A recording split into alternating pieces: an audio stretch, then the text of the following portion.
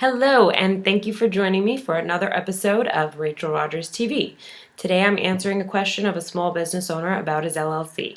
His question is, if I drastically change the products and services of my business, do I need to create a new LLC? The answer is, it depends. Oh no, not it depends! Let's go back to the actual formation of the LLC.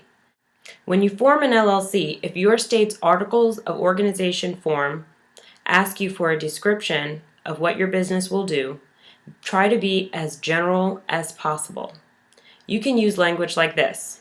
The purpose of the limited liability company is to engage in any lawful act or activity for which a limited liability company may be organized. When you write in a very specific description, like design websites or bake cupcakes, you are in essence limiting what your company can do. I can think of no good reason for most businesses to do this. Every company changes course at some point, and a lot of times you may decide to offer new services or even go into a whole different industry.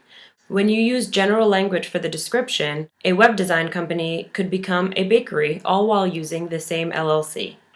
If you didn't use general language when you formed your LLC, shame on you. No, I'm totally kidding. There is a really easy fix for this in most states.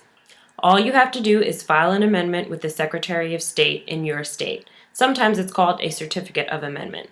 You're going to use this form to change the description that you use in the Articles of Organization.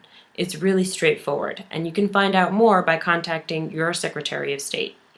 When you change the description, don't forget to use general language. If you decide to start conducting business under a different business name, then you may also need to file a fictitious name statement with your county or your state, or possibly both. So that was a lot of information, right? Let's do a quick recap. Use a general business description when forming your LLC. If you didn't, file an amendment with your Secretary of State to amend the Articles of Organization for your LLC. If you start using a different business name, file a fictitious name statement in your county or state. Lastly, don't forget to check out the rules for your state at your Secretary of State's website.